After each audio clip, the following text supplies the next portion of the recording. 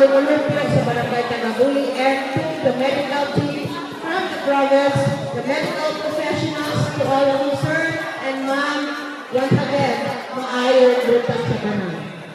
I am so grateful that this thing happens here, the outreach program, the medical outreach program of the province of Davao del Sur. I am very much thankful to the governor,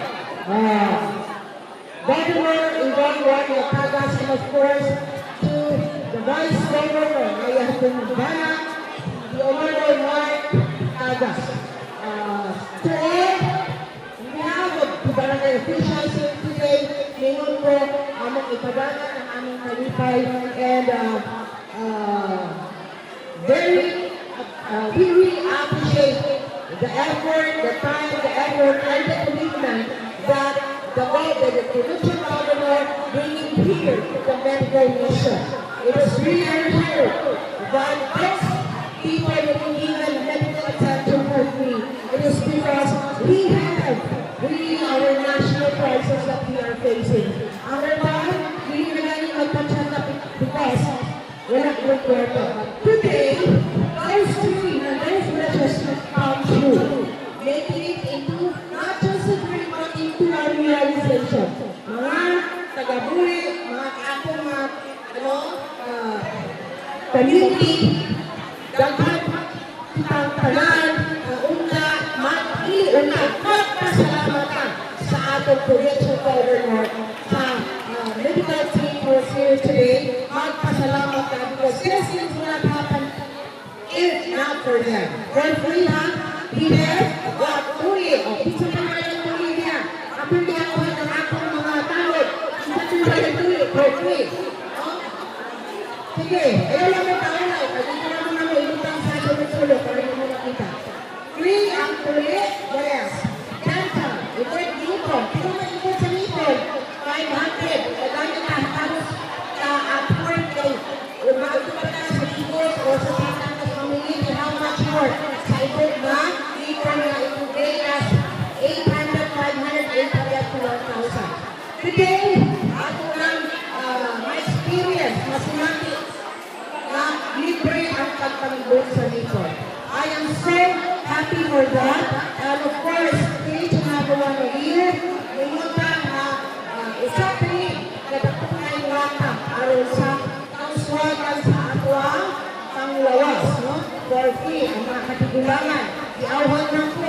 Those who are not here, na makontak nyo sila, kanina sila, because this is an opportunity to all of us.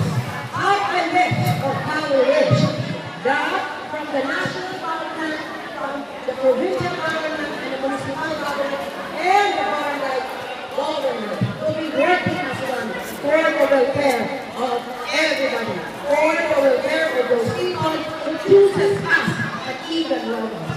To all of us, I we welcome each and everyone, we welcome you to this beautiful mission given to us of you by our provincial government. So, God bless us all, and the light of the Lord. Good morning. Okay, so wala na susunod. Kani tama yung ang plana, kani tingkas ko yung naman yung lang na ang gawin ko yung mga doktor, ko yung sa gobernador ng Vice Governor, na si Vice Governor Mark, kani nagagawa ni medical district kanunay. So, chance na yung mga eksona niya today, patong panikam, alam yung talaga nyo para makanin rin kayo yung pinakabal, yung pinakabal, yung nutrition, lifting of people, sa extent o ubat pa ng mga service. While nagkakalang ng ginigaw na ito mga hayop sa inyong panamalay, ipuyot ko na ito ang provincial veterinary anong maghatag sa libreng at tambal para sa mga hayop. Una tayo deworming pag-uga, natay animal vitamins, antibacteria o anti-rabies at iro-o iro niya, manin check up, bulong mga pakayin mo tambal. And of course, naapon na ito ang tayo na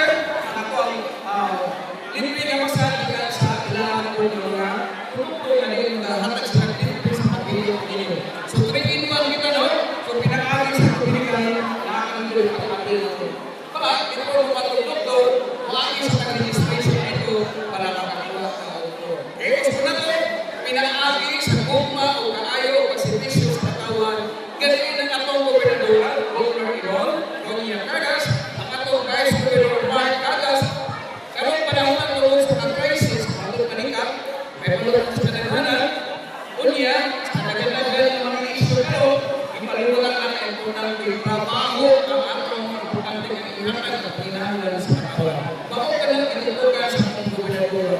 Kaya kanang mga isyo lang hindi ka na sa Facebook, kuwan pa, dili na nakatang sa mga katawan. Okay? Sa pag-lingkod sa atong gobernador, may suplit ka rin yung mga programa kay mo yung number 1 na magpinta o pinahanglan sa katawan. Kaya tanan, atong salamat na sila, atong pagkakas sa atong gobernador, ibang Maria Casas. And of course, ako kung Vice Governor Juan Castro. Pwede na, mag-survey ang inyong medical research. And ako pa rin kapag ito na yung mga barangay na habang rin, no? Manghina na ang medical. So, doon na lang ninyo ang programa ninyo sa medical mission when I is this person. Which side na ang rin. And of course, ito mga doktor ko, magpagkakaroon, pagkakaroon sila ng walay ko rin. Ano magpagkakaroon na doktor? Well, Dr.